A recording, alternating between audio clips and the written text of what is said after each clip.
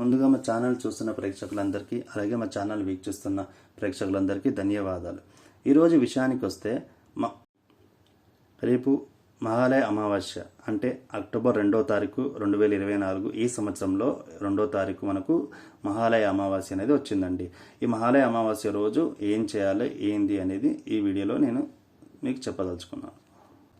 చాలామంది పిల్లలు లేరని బాధపడుతూ ఉంటారు, లేదా పుట్టిన పిల్లవాళ్ళు తొందరగా చనిపోవడం, 1 సంవత్సరంలో చనిపోవడం, ఇలాగా ఒకసారి మళ్ళీ ఇంకోసారి జరగడం, లేకపోతే గర్భంలో ఉన్నప్పుడే పిండం అనేది పోవడం, ఇలా జరుగుతూ ఉంటుంది. అలాగే కొంతమంది ఇళ్లలో చూసుకుంటే వాళ్ళ నాన్నగారు చనిపోవడం, తర్వాత వాళ్ళ కొడుకు కూడా చనిపోవడం, ఇంకొన్ని రోజులు వాళ్ళ అమ్మ చనిపోవడం, ఇంకా కొన్ని కుటుంబాల్లో చూస్తుంటే లేదా ఒకసారి కొడుకు ముందు తర్వాత తండ్రి చనిపోవడం, తర్వాత తండ్రి తర్వాత భార్య, ఇలా ఒకరి తర్వాత నెలలోనో 3 నెలలోనో సంవత్సరం లోపలనో ఇలా జరుగుతూ ఉంటుంది. 2-3 సంవత్సరాల్లోనే ఇలా చాలామంది వాళ్ళ ఇంటి కుటుంబీకులు ఎవరైతే ఉన్నారో వాళ్ళు చనిపోతూ ఉంటారు. ఇలా చనిపోవడం అనేది ఎందుకు జరుగుతుంది అనేది ఎవరికి అర్థం కాదు. అలాగే కుటుంబంలో ఉన్న వ్యక్తులు ఒకరికొకరు దూషించుకోవడం, తిట్టుకోవడం, ప్రతి చిన్న విషయానికి గొడవలు అవ్వడం, అసలు ఎందుకు గొడవ పడుతున్నామో అర్థం కాదు. తర్వాత కొద్దిసేపటి తర్వాత ఆలోచిస్తే ఏంది ఇలా కొట్లాడుకున్నాం, ఏంది మా తప్పేముంది, అసలు చిన్న విషయం కాదు, దీన్ని ఎందుకు ఇంత పెద్దగా చేసుకున్నాం, అది అర్థం కాదు. అలాగే వాళ్ళలో సంపద కానీ ఏది కలిసి రాకుండా ప్రతిదీ క్షేమ అవ్వడం, ఏది నిలబడకపోవడం, ఎప్పుడు అశాంతి, మనశ్శాంతి లేకుండా ఇంట్లో ఎప్పుడు అశాంతితో ఉండడం, ఇలా జరుగుతూ ఉంటుంది. అలాగే ఉద్యోగంలో కానీ లేదా వ్యాపారంలో కానీ ఏది కలిసి రాకుండా, ఏ ఉద్యోగం వచ్చినా నిలబడకుండా, ఒకవేళ ఉద్యోగం ఉన్నా అక్కడ చికాకులు పడుతూ ఎప్పుడు తిట్లు, లేకపోతే మనశ్శాంతి లేకుండా, ఇలా ప్రతి విషయంలోనూ అశాంతితో కూడుకొని ఉంటే దానికి కారణం ఏమనుకుంటున్నారు అంతా? చాలా వరకు మనం చేసిన కర్మలే మనకు వెంబడి వస్తాయి, అది వాస్తవం, అది కాదనట్లేదు. కాకపోతే మన పితృదేవతలు ఎవరైతే ఉంటారో వాళ్ళ దోషాలు ఏవైతే ఉంటాయో, అంటే వాళ్ళకి మనం శాంతి చేయకపోతే ఆ దోషాలు మనం కట్టి కుదిపేస్తాయండి. వాళ్ళకి మనం శాంతి చేయాలి. మన తండ్రి తరాల వాళ్ళు లేదా మీ తాత తరాలు ఎవరైనా చేసి ఉంటే అది మీకు అలాగే అలవాటు ఉంటుంది, చేస్తారు.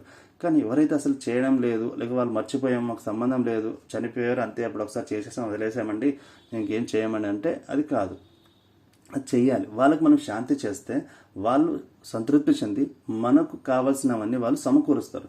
ఈ భూలోకంలో మనిషికి కావాల్సిన ఏవైనా సరే సుఖం, మీకు సుఖం అంటే ఒక బండి వాహనం కానీ, ఒక కారు కానీ, లేదా ఒక ఇల్లు కానీ, ఒక కొడుకు కానీ, ఒక భార్య కానీ, ఒక భర్త కానీ, ఇలా ఏదో ఒకటి, ఒక మంచి స్నేహితులు కానీ, ఇలా వీళ్ళందరి యొక్క సహకారం మనకు దొరకాలి అంటే పితృదేవతల అనుగ్రహం ఉండాలి. అంటే భగవంతుడు అనుగ్రహం ఉండకూడదా అని అనట్లేదు, భగవంతుడు అనుగ్రహం ఉంటే కానీ వీళ్ళు పనిచేయలేరు కదా. సో మీరు మీ పితృదేవతలకి ఒక వంశంలో మీరు పుట్టారు కాబట్టి మీ ధర్మం మీరు చేయాల్సి ఉంది. చెప్పాలంటే ఒక పోలీస్ అధికారి అనుకుందాం, లేదా ఇంకొక ఎవరన్నా ఒక మంచి పోస్ట్లో ఉన్న అధికారి అనుకుందాం, నీ ధర్మంగా నువ్వు చేయాల్సిన కర్తవ్యం ఏముందో అది నువ్వు చేయాలి. అది చెయ్యకుండా నేను ఇది ఏదో చేశానండి, అది చేశానండి, కానీ ఇది మాత్రం నేను నా వృత్తి మాత్రం చేయనండి, కానీ మిగతావన్నీ చేస్తానండి అంటే అది కరెక్ట్ కాదు. అలాగే మనం పుట్టాం కాబట్టి, ఆ వంశంలో పుట్టాం, ఆ ధర్మంలో పుట్టాం కాబట్టి మనం చేయాల్సిన పనులు మనం చేస్తే భగవంతుడు వాళ్ళకి సహకరిస్తాడు, మనకు దారి ఇంకా సుగమం అవుతుంది, ఇంకా మనకు దారి అనేది చాలా సులువుగా అయిపోతుంది. అందుకని మీ పితృదేవతలు ఎవరైతే ఉన్నారో వాళ్ళకి చేయాల్సిన విధులు ఏవైతే ఉన్నాయో మీరు తప్పకుండా చేయాలి. ఎప్పుడు చేయాలి అంటే ఇవి కంపల్సరీగా అమావాస్యకి చేయాలి, ప్రతి నెల అమావాస్యకి అయితే చేయాలి. పితృదేవతలు అనేవాళ్ళు అమావాస్య నాడు భూమి మీదకి దిగి వస్తారు. అంటే ఆ భగవంతుడు అనేవాడు ఆ పితృదేవతలు కిందకి పంపిస్తారంట. సో అలా పంపించడం వల్ల వాళ్ళు మన ఇంటి ముందు వచ్చి తలక్రిందులుగా బయట ఎదురు చూస్తూ ఉంటారు. మన కుటుంబీకులు మన కోసం ఏమైనా చేస్తారేమో, చేస్తే మన కష్టాలు పోతాయి, దాని ద్వారా వాళ్ళకి శుభం జరుగుతుంది, మీకు శుభం జరుగుతుంది. వాళ్ళు ఒకవేళ నరకలోకంలో ఉన్నా, లేకపోతే ఇంకే లోకంలో ఉన్నా వాళ్ళకి ఇంకా ఉత్తమ లోకాలకు పంపించే అవకాశం ఉంటుంది. ఒకవేళ స్వర్గలోకంలో ఉంటే దానికంటే ఇంకా మంచి లోకానికి పంపిస్తారు. అంటే సత్యలోకమో, లేకపోతే బ్రహ్మలోకమో, ఇలా తపోలోకమో, చాలా ఉన్నాయి. ఇలాంటి లోకాలకు పంపించే పని జరుగుతుంది. ఒకవేళ లేకుంటే వాళ్ళకి ఇంకా నెక్స్ట్ జన్మలో ఉత్తమ జన్మ ఇచ్చే అవకాశం ఉంటుంది. ఇలా జరిగే అవకాశం వాళ్ళకు ఉంది. అలాగే వాళ్ళు ఎప్పుడైతే సంతృప్తి చెందుతారో మీకు వాళ్ళ యొక్క ఆశీర్వాద బలం వల్ల మీకు అన్ని మంచి చేకూరుస్తారు. ఈ భూలోకంలో మీకు ఎటువంటి సుఖాలు కావాలన్నా అటువంటి సుఖాలను మీకు అందించడానికి వాళ్ళు సహకరిస్తారు. దేవతలు కొంచెం తొందరగా మనకు అన్ని ఇవ్వకపోవచ్చు, కానీ పితృదేవతలు చాలా తొందరగా వాళ్ళు సంతృప్తి చెందితే మనకు అనుగ్రహిస్తారు. అండ్ ఈ పితృదేవతలు ఎవరైతే ఉన్నారో మన తాత ముత్తాత లేదా తండ్రి గారు అంటాం కదా, వాళ్ళు చనిపోయిన తర్వాత దేవత స్వరూపాలు అంటాం. కానీ ఈ పితృదేవతలకు అధిష్టాన దేవతలు ఎవరైతే ఉన్నారంటే వాళ్ళు రుద్రుడు, శాస్త్రంలో చెప్పినట్టు రుద్రుడు, ఆదిత్యుడు లేదా వసువు అని అంటారు. సో వీళ్ళు ఏం చేస్తారంటే, అవునండి మనం ఇక్కడ పిండాలు పెట్టేస్తే మాత్రం వాళ్ళకి వెళ్తుందా అనే అనుమానాలు చాలామంది ఉంటాయి. ఇవన్నీ మూఢనమ్మకాలు, ఇవన్నీ నమ్మము ఏమని అంటూ ఉంటున్నారు కదా. మనం ఒక ఉదాహరణ మాట్లాడుకుందాం. ఏంటంటే మనం ఎక్కడో ఉన్న వ్యక్తికి ఇక్కడి నుంచి మనం డబ్బులు వేస్తాం కదా, డబ్బులు ఎక్కడ ఒక అమెరికా అనుకుందాం లేండి. అమెరికాలో ఉన్న వ్యక్తికి మన సోదరుడు అయి ఉండొచ్చు, లేదా అన్నదమ్ములు ఎవరైనా ఉండొచ్చు, లేదా బంధువులు ఉండొచ్చు, మనం ఎవరైనా ఒక వ్యక్తికి మనం డబ్బులు వేస్తాం. సో డబ్బులు వేసినప్పుడు ఆ ఫలానా వ్యక్తికి ఎలా చేరుతున్నాయి అని ఎప్పుడైనా గమనించారా? మనం ఎలా వెళ్తున్నాయి? ఆ వ్యక్తి పేరు, ఆ వ్యక్తికి సంబంధించిన అడ్రస్ డీటెయిల్స్ ఏమైనా ఆ డీటెయిల్స్, లేదా ఆ బ్యాంక్ సంబంధించిన డీటెయిల్స్ అవన్నీ ఇచ్చేసి వేస్తే కరెక్ట్ ఆ వ్యక్తికే వెళ్తున్నాయి కదా. మరి మనకున్న తెలివితేటలతో కరెక్ట్గా అక్కడ ఉన్న వ్యక్తికి, ఎంతో దూరంలో ఉన్న వ్యక్తికి మనం ఇక్కడ వేయంగానే కొద్ది క్షణాలలో అక్కడ వెళ్ళి పడిపోతుంది ఆయన అకౌంట్లోకి. అలా పడ్డ తర్వాత అమెరికాలో ఉన్న ఆ వ్యక్తి ఆ డబ్బును వాడుకోవాలంటే దాన్ని మనం పంపించిన భారతీయ డబ్బుల ప్రకారంగా వాడుకోనికి లేదు. అక్కడ ఎలా వాడాలి? దాన్ని ఎలా మార్చుకోవాలి? తను డాలర్గానే మార్చుకోవాలి. అంటే అక్కడ ఉన్న బ్యాంక్ సిబ్బంది అవుతుందో అది దాన్ని డాలర్గా మార్చి చూపిస్తుంది. అంటే డాలర్గా మార్చిన దాన్ని తను అక్కడ వాడుకోగలుగుతాడు. అలాగే మనం ఇక్కడ ఏ పిండము ఏదైతే ఉందో, లేదా నువ్వుల తర్పణం కానీ, పిండ తర్పణం కానీ, లేదా నీళ్ళతో తర్పణం ఇవ్వడం కానీ, ఇలాంటివన్నీ ఏవైతే చేస్తున్నామో ఇవన్నీ ఈ పితృదేవతలు ఎవరైతే అన్నానో ఇప్పుడు వాయు, రుద్రు, ఆదిత్యుడని, వీళ్ళు వాటిని వాళ్ళు ఏ లోకంలో ఉన్నారో ఆ లోకంలో ఉన్న వ్యక్తికి ఎలాగైతే అవసరమో అలాగ మార్చి ఇస్తారన్నమాట. ఎలాగంటే చెప్దామనుకుంటే ఇప్పుడు ఒక చీమలాగా పుట్టారనుకోండి, ఆ చీమకి ఏ ఆహారం పెడితే దానికి యొక్క కడుపు నిండుతుందో అలాంటి ఆహారం తయారు చేసి ఇచ్చేస్తారు. లేదు ఒక పసిపిల్లాడిగా ఆల్రెడీ వేరే జన్మలో పుట్టాడనుకోండి, ఆ పసిపిల్లాడికి పాలు అవసరం, ఆ పాలు కరెక్ట్ టైంకి అందించేటట్టు పాల రూపంలో ఆ పిల్లాడికి అందిస్తారు. అలాగా ఏ జన్మలో ఏ రూపంలో పుట్టారో ఆ రూపంలో సంబంధించిన ఏం అవసరమో, ఏ తిండి అవసరమో ఆ తిండి చేసి వాళ్ళకి ఇవ్వగలుగుతారు అనుకుంటాం. అదేముందండి వాళ్ళు చూసుకుంటారు కదా అనుకుంటాం. కొంతమంది పిల్లలు చిన్నప్పుడే పుట్టినా వాళ్ళకి పాలు అనేది దొరకవండి. ఎలాగండి? ఎందుకు దొరకమంటారా? ఎందుకు దొరకమంటే పుట్టినప్పుడే తల్లిదండ్రులు చనిపోయి ఉండొచ్చండి, లేదా తల్లి ఉన్నా తల్లికి పాలు రాకపోయి ఉండొచ్చండి. ఒకవేళ తల్లి ఉన్నా కూడా పాలు వచ్చినా కూడా తన దగ్గర ఉండకుండా ఎక్కడో పని చేస్తూ ఉండొచ్చండి. తను ఎక్కడో పని చేస్తూ ఉంటుంది, తన బాబుని ఇక్కడ వదిలేసి ఉంటుంది, తను ఏదో కూలి పని చేసుకుంటూ ఉంటుంది కదా. అప్పుడు ఆ పిల్లవాడు ఏడుస్తూ ఉన్నప్పుడు ఆ పిల్లవాడికి పాలు అవసరం కదా. అలాంటప్పుడు మనం ఎలా ఇస్తారండి ఆ పిల్లవాడికి పాలంటే? ఎవరైనా సరే ఆ వంశస్థులు ఎవరైనా ఏదైనా మంచి పని చేస్తుంటే అటుగా పక్కనున్న వ్యక్తులు అమ్మ పిల్లవాడు ఏడుస్తుందని చెప్పేసి ఎవరు పట్టించుకోకపోతే అప్పుడు వాళ్ళు వచ్చి ఏదో పాల సీసా పెట్టడమో లేకపోతే ఏదైనా తినడానికి ఇవ్వడమో చేస్తారు. ఇలాంటివన్నీ ఎలా జరుగుతాయి? ఈవెన్ మనం కూడా ఎప్పుడప్పుడు గమనించి ఉంటే ఎక్కడికైనా వెళ్ళినప్పుడు అంటే ఎక్కడికైనా అంటే మనకు తెలియని చోటు ఉంటుంది, ఏదో యాత్రకు వెళ్ళాం, మనకు తెలియదు ఆ ప్రదేశం అంటే తెలియదు, ఎక్కడ ఏం దొరుకుతుందో మనకి ఏం తెలియదు, అలా వెళ్తున్నాం. కాకపోతే ఎంత దూరం వెళ్ళాం మనకి ఎక్కడ ఒకవేళ మన కర్మ బాగోలేక మనకి ఏది దొరకలేదు తినడానికి ఆ రోజు, కానీ హఠాత్తుగా ఒక వ్యక్తి వచ్చి ఇక్కడ దగ్గరలో ఒక గుడి ఉందండి, మీరు వచ్చి భోజనం చేయండి, అక్కడ అన్నదానం జరుగుతుంది అని చెప్పేసి ఆడు వెళ్ళండి, అన్నదానం జరుగుతుంది తినిపోండి అని చెప్పారనుకోండి. మరి ఎలా జరుగుతుందని ఇవన్నీ భగవంతుడు మన కుటుంబీకుల ద్వారా వాళ్ళ ద్వారా ఒక మంచి కర్మ చేయించాడు. మనం ఈ జన్మలో ఇక్కడ ఉన్నాము, వాళ్ళు చేసిన ఏదైతే కర్మ ఉందో మంచిది, వాడు అక్కడ ఏదో పిండం ఏదో పెట్టాడు, ఆ పెట్టిందని భగవంతుడు దాన్ని మార్చి మనకి ఇక్కడ ఈ విధంగా ఇచ్చి మనల్ని రక్షిస్తున్నాడు. అంటే నిన్ను కష్టపెట్టనీయకుండా నీకు సుఖాన్ని అందిస్తున్నాడు. అలాగే నీకు డబ్బు లేకున్నా డబ్బు అందిస్తాడు, లేదా సంతానం లేకపోతే సంతానాన్ని అందిస్తాడు, సంతానం కలగలేని వాళ్ళకి సంతానం కలిగించేలా చేస్తాడు. ఇంట్లో అకాల మృత్యులు, యాక్సిడెంట్లు, ఇలాగా అన్ఎక్స్పెక్టెడ్గా చనిపోవడం కానీ ఇలాంటివి జరుగుతున్నాయంటే అవి లేకుండా చేస్తాడు. సో ఇలాంటివన్నీ చేయడానికి మనం పితృదేవతలు మన ద్వారా మనం ఏం చేయాలో అవి చేయాలి. మరి ఏం చేయాలి అంటే మీరు పిండం పెట్టాలి, అలాగే నువ్వులతో తర్పణం ఇవ్వాలి, నీళ్ళ తర్పణం అంటారు. ఇవన్నీ మీరు పండితులు పిలిపించి చేయించుకుంటే మంచిది.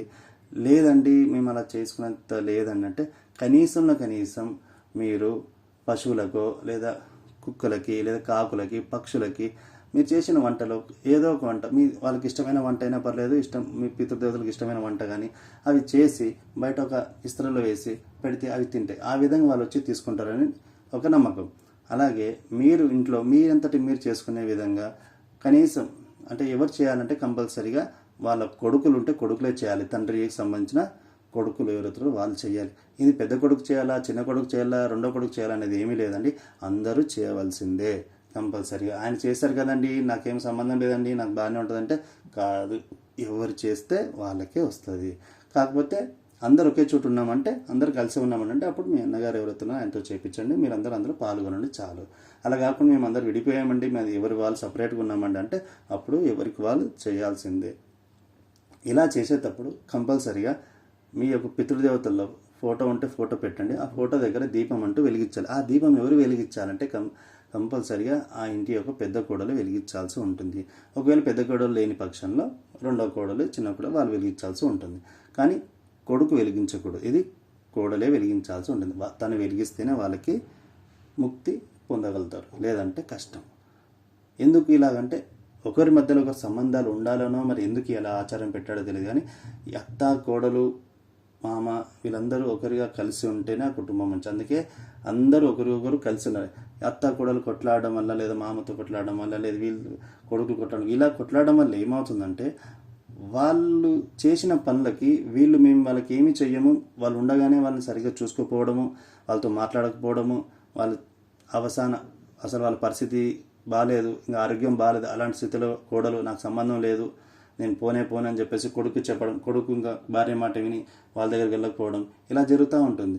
దీని ద్వారా తల్లిదండ్రులకు దూరం అయిపోవడం, ఆ తల్లిదండ్రులు చనిపోయిన తర్వాత వాళ్ళ అంత్యక్రియలు కూడా చేయకపోవడం, ఒకవేళ చేసిన ఏదో అది ఇష్టంగా చేయడం, దీని ద్వారా వాళ్ళు మంచి గతులు పొందరు. ఆ మంచి గతులు పొందకపోవడం వల్ల వాళ్ళు ఏదో లోకంలో చాలా ఇబ్బంది పడుతూ ఉంటారు.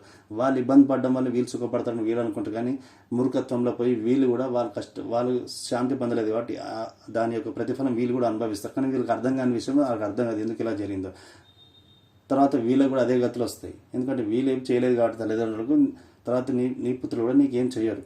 అలాంటప్పుడు ఇది ఒకరికొకరికి లింక్ అయ్యి అసలు ఆ కుటుంబం అనేది చాలా కష్టాల పాలవుతుంది. అందుకని ఇలా చేసుకోకుండా అందరూ ఒకరికొకరు గౌరవించుకోండి, ఒకరికొకరు కలిసి ఉండండి, ఒకరినొకరు అర్థం చేసుకోండి. అర్థం చేసుకోవడం వల్ల ఈరోజు వాళ్ళ టైం, రేపు మన టైం అంతే. అందుకే ఆ టైంలో ఉన్న వాళ్ళకి సాయం చేయండి. ఉన్నన్ని రోజులు బాగా చూసుకోండి. దాని తర్వాత కూడా వాళ్ళు గతించిన తర్వాత వాళ్ళకి ఏవి చేయాలో అది మనం చేస్తే వాళ్ళు మంచి సంతోషిస్తారు. ఒకవేళ ఉన్నప్పుడు వాళ్ళు చెడ్డగా ఉండొచ్చు, కానీ గతించిన తర్వాత మాత్రం వాళ్ళు కంపల్సరీగా మంచిగానే అవుతాయి. ఎందుకంటే వాళ్ళకి జ్ఞానం కలుగుతుంది కాబట్టి. గతించిన తర్వాత వాళ్ళకి ఇవేం గుర్తుండవని కాదు, వాళ్ళు చేసిన తప్పులు వాళ్ళకి అర్థమైపోతుంది. దాని ద్వారా మన వంశం బాగుండాలని కోరుకుంటూ వాళ్ళు మంచిగా చేస్తారు. మనం వాళ్ళకి చేయాల్సినవి చేస్తే వాళ్ళ ద్వారా మనకు మంచి కార్యాలు జరుగుతాయి. దాని ద్వారా మీకు మంచి జరుగుతుంది, వాళ్ళకు మంచి. ఇహలోకంలో ఈ లోకంలో మీకు కావాల్సిన అన్నీ ఏవైతే ఉన్నాయో అవన్నీ మీకు దొరికేస్తాయి. ఈజీగా చాలా సులువుగా దొరుకుతాయి అన్నీ. అప్పుడు మీ లైఫ్ అనేది ఈజీ అవుతుంది. ఇంకోటి, మరి ఇప్పుడు తల్లిదండ్రులు చనిపోయిన వాళ్ళు ఒకటే చేయాలి. అవునండి, తల్లిదండ్రులు చనిపోయిన వాళ్ళు అంటే తండ్రి చనిపోయినా చేయొచ్చు, తల్లి చనిపోయినా కూడా చేయాల్సిందే. ఒకవేళ తల్లిదండ్రి కాకుండా మా కొడుకు చనిపోయాడంటే తండ్రి చేయొచ్చండి. లేదు తండ్రి లేడు, తండ్రి చనిపోయాడు, ఇటు కొడుకు చనిపోయాడు, భార్య ఒక్కతే ఉందనుకోండి, అప్పుడు ఆ భార్య ఎవరైతే ఉన్నారో తన కొడుక్కి చేయాలి, తన భర్తకి చేయాల్సిందే. లేదా భర్త ఉన్నాడు, భార్య చనిపోయిందంటే భార్య భర్తకి చేయాలి. అలాగే భర్త చనిపోయాడు అప్పుడు భార్య చేయాలి, లేదా భార్య చనిపోయినా భర్త చేయాలి. ఒకరికొకరు వాళ్ళు చేసుకోవాలి. లేదండి మేము చేయమండి, ఇలాంటి ఆచారాలు మాకు వద్దండి అంటే పంతులను కూర్చోబెట్టి మీరు చేయించుకోవచ్చు. అదేదో ఆయనకి ఇచ్చేస్తే పంతులు మీ బదులుగా ఆయన కూర్చొని ఎవరైతే మీ వంశస్థులు వాళ్ళకి చేయొచ్చు. అండ్ ఇది ఎవరికి అంటే చాలా వరకు వంశస్థులకే చేయొచ్చు. లేదండి మాకు ఒక మంచి గురువు ఉన్నాడు, ఆయన చాలా మంచివాడు అని అన్నప్పుడు ఆయన కూడా మీరు చేయొచ్చు. మీ బంధువులు కానీ, లేదా అన్నదమ్ములు ఉన్నారండి కాకపోతే ఆయనకి ఎవరు పిల్లలు లేరు, అలాంటప్పుడు వాళ్ళ వంశస్థులు ఎవరు ఉంటే వాళ్ళు చేయొచ్చు. ఇంకా మొత్తం మా వంశంలో ఎవరు మగపిల్లలు లేరండి, మొత్తం ఆడపిల్లలే ఉన్నారనుకుంటే ఆడపిల్లలకు పుట్టిన మగపిల్లలు ఉంటారు కదా, ఆ మగపిల్లలతో చేయించవచ్చు. ఇలాగా ప్రతిదానికి ఏదో ఒక పద్ధతిలో మనం పితృదేవతలకి మనం శాంతి చేసే అవకాశం అయితే ఉంది. మీరందరూ కూడా ఈ రేపు అంటే దసరా అమావాస్య మొదలవుతుంది, అంటే ఈ మహాలయ అమావాస్య అంటాము. రేపు ఈ విధంగా చేసుకుంటే మీకు మంచి జరుగుతుంది. మీరందరూ చేసుకొని మీ ఇళ్ళలో ఉన్న దోషాలు, మీ కుటుంబంలో ఉన్న దోషాలు, మీకు వృత్తిపరంగా కానీ, మీ కుటుంబ పరంగా కానీ, మీ పిల్లల పరంగా కానీ, డబ్బు పరంగా కానీ ఏ విధమైన దోషాలు ఉన్నాయో అవన్నీ మీరు పోగొట్టుకొని మీరందరూ మీ కుటుంబంతో ఆనందంగా సంతోషంగా ఉండాలని కోరుకుంటూ, ఓం నమ శివ. సర్వేజన సుఖినోభవంతు, లోక సమస్త సుఖినోభవంతు, సర్వజీవకోటి ఆయుర ఆరోగ్యాలతో సుభిక్షంగా ఉండాలంటే కోరుకుంటూ